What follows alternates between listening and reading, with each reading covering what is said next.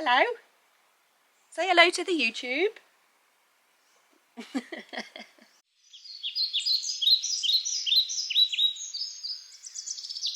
Hi, welcome back to the channel. Hope you're doing great wherever you are in the world.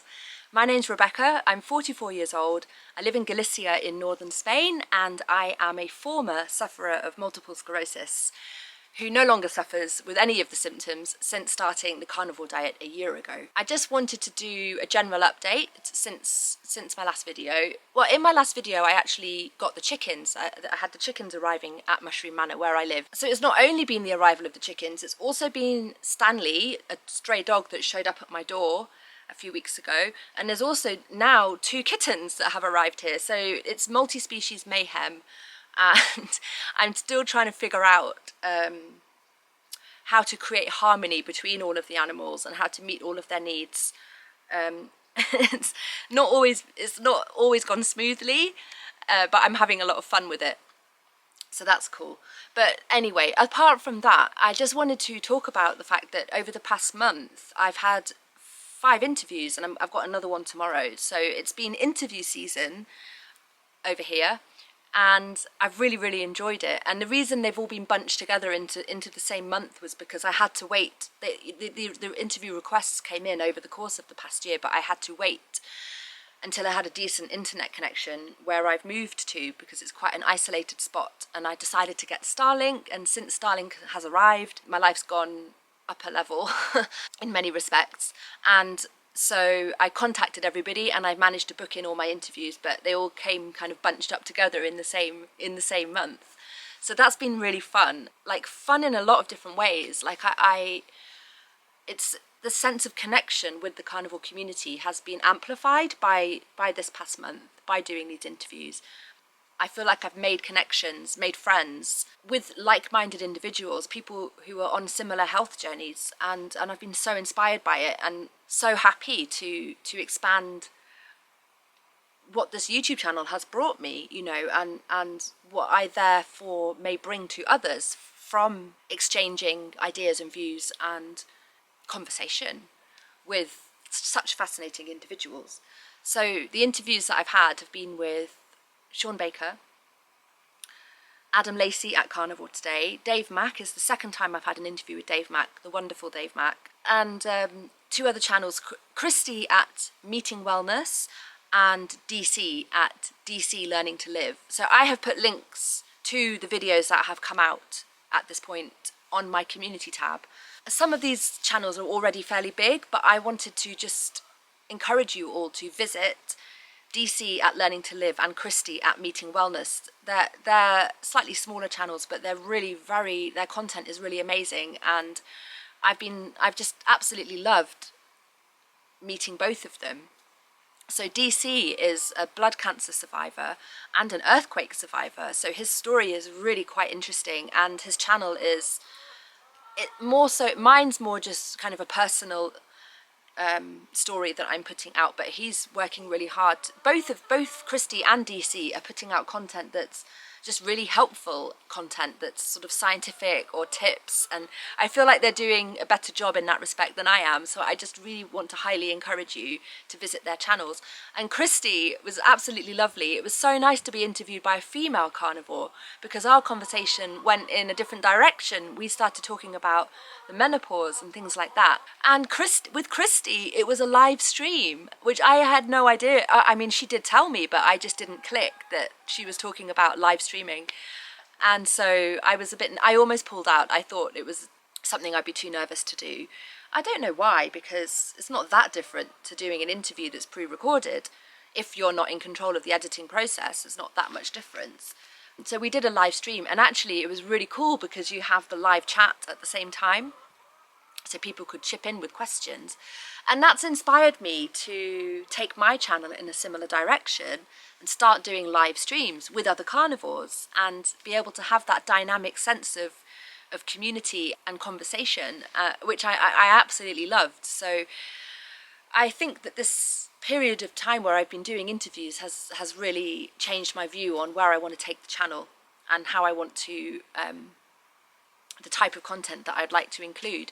I think the live chat was just fantastic. It was a great experience. So yeah, it's been a really interesting month. And those videos will come out and I will put them on the community tab, and I highly encourage you, if you're interested, to watch them. So anyway, aside from that, this week I have got my first appointment with my new neurologist, which is going to be really interesting. I just don't know how it's going to go. She's female. I'll be interested to see if the dynamic between us is very different or not to my previous neurologist. And it's a completely new hospital, and I've never been to that hospital before, so I will obviously do an update after I've had the appointment, but I won't record the appointment itself. I'm not going to show up to my first ever appointment with this lady and ask to record her for my YouTube channel. I think that would probably not get our relationship off onto a very good footing, and it's a really important relationship because I don't get to choose my neurologist and shop around because I don't have private health insurance. So I really want to make sure as much as possible that our relationship is a productive one, and so I'm not going to record the interview, but obviously we'll tell you guys how it went, and that's later this week. So I'm now on my own here at Mushroom Manor, on my own with 10 chickens, 4 cats and 3 dogs, that is. So I don't feel very alone, but Filippo has left. He is my workawayer who's been here for a couple of months and done some really great work. He's the outdoor shower that I now have, which I just had a shower in, which was so amazing. The chicken coop and the dog enclosure. He has also a compost pile and a veg patch. He did all kinds of really good work for me in exchange for accommodation and food. So he's left because Stanley arrived, and Filippo has a cat. He's a van lifer, but he has a cat. So, and this cat is a big deal. This cat is insured for €5,000 and has a GPS tracker. So Stanley's arrival didn't really go down very well because he's harder to control. He climbs up on the roof and chases cats, and he also wants to chomp the chickens' necks. So I'm having to keep him tied up by the house or in the dog enclosure during the day and have him sleep indoors at night. And so it's been a little bit difficult adjusting to Stanley's arrival, especially with the arrival of the chickens and the cats, the new kittens. The kittens arrived yesterday. I don't know why. I reached out to somebody, put an advert up, and I just thought, sure, I'll take them. I forgot to mention about Stanley. So Filippo and I took Stanley to the vet a few days after he arrived here, and he is microchipped. He's microchipped. So I thought we were going to have to give him back to somebody, and we phoned his owner. It turns out he's from Orense, which is about 90 kilometers away, an hour and a half's drive. So he's travelled all this way, and we rang the owner, and the owner was extremely surprised to discover that he was alive and well, and didn't actually sound that happy to hear from me. So I didn't know whether maybe he'd been abused or just being kept in bad conditions, and that's why he escaped. But actually, his previous owner treated him quite well, and he was an outdoor dog, but he was loved, and he actually came to visit eventually, and Stanley's behaviour with him proved that Stanley trusted him. So he was very comfortable around him and happy to see him. So it's a bit of a mystery why he escaped and why he walked 90 kilometres to my front door. It's all very peculiar. Somebody had the theory that maybe he followed people who were doing the Camino de Santiago. The Camino is a pilgrimage route. There's several pilgrimage routes actually that join in a town very close by here. They join at Melide, which is for the final stage to Santiago. If you may or may not have heard of the Camino de Santiago, it's a very ancient pilgrimage route across northern Spain. And anyway, so the theory is that he maybe followed some pilgrims, because what the heck? What the hell? Why did he walk all this way and show up at my front door? So, but we've officially agreed that I will keep him. He's 10 years old, so he's an old boy, and he seems to be happy here. So we've decided that I will be his new owner. So I'm officially now responsible for Stanley, and he used to be called Boo Boo, and that's the story of Stanley. So I understand why Filippo left, and he was going to potentially stay a few months longer, but it was all just a bit mad with Stanley. So I understand why he left, and actually I feel like having a bit of time to myself is quite nice, because quite soon my caravan is going to arrive. So if you've watched my Mushroom Manor update video, you'll know that the place I'm living in at the moment, the farmhouse, is quite damp and it's not renovated, so it feels like I'm living in temporary conditions, like almost like I'm squatting. And that's fine, I'm very grateful to have a roof over my head and have electricity and water, like that's fine. But it doesn't really feel like a cozy home space. And so I have a caravan coming over from England, and it was meant to arrive on the 8th of August. My aunt and her husband were going to bring it over, but then my aunt died, very unexpectedly. She had a stroke. And then while she was in the hospital, they discovered that she also had stage 4 cancer and only had about 3 months left.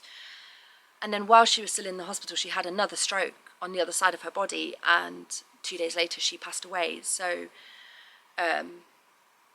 very shocking. She was only 72 and absolutely full of life. So it's been a bit of a shock generally, and she's a really big personality as well. It's just hard to believe, really. So she was going to come over on the 8th of August, but obviously that didn't happen. So now my caravan is arriving on the 16th of September, and it really does need to arrive before winter comes, because I don't have a heat source in the house, whereas the caravan is very easy to keep warm. So I'm looking forward to the arrival of the caravan. Once the caravan's here, I can have more workawayers, because they will be able to stay in the farmhouse and I will be in the caravan, and that means I'm not restricted to workawayers who have their own van. Anyway, so there'll be a stronger sense of community once I've got the caravan and can have more workawayers staying here. I've got friends coming out to visit in 2 weeks' time, so that's really exciting. We may do a video actually, because my friend is Muslim and she's been very inspired by the carnivore diet, but she has an issue with acquiring halal meat because she lives in a rural area in Wales, and so I just thought that's quite an interesting topic, and we could maybe do a video about that. So interviews, neurologist appointment, a whole bunch of animals, the caravan. So there's quite a lot going on, and I just wanted to update you guys, and I'll just show you the chickens and the kittens, and I'll leave it at that. See you in the next video. Take care. Bye. Hello, ladies. Oh, you want to come out? I'll let you out later, I promise. No, don't go out yet, darling. Just wait a minute. I know where you want to go. We're friends. Are we friends? There we go. You're crouching down. That's right. We'll pick you up. Hello, little chicken Lila.